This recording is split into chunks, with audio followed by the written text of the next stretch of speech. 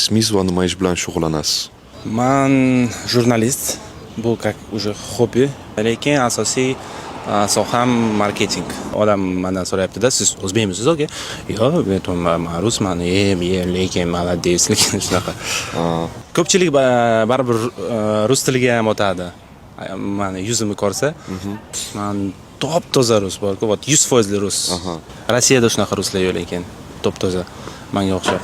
Siz o'zi O'zbekistonda tug'ilib, O'zbekistonda katta bo'lgansiz, to'g'rimi? 1930-yildan beri shu yerda yashayapmiz biz. Bizani oilam, mana oilam.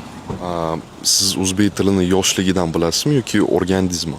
Yo'q, 18-19 yoshgacha umuman bilmaganman o'zbekchani. Uncha yaxshi bilmayman lekin o'zbekchani, chunki har kuni ofisda ham, uyda ham, ko'chada ham faqat rus tilida anaqa gaplashamiz-da biz. Где-то 3 yil, 4 yil oldin yaxshi bilardim o'zbekchani.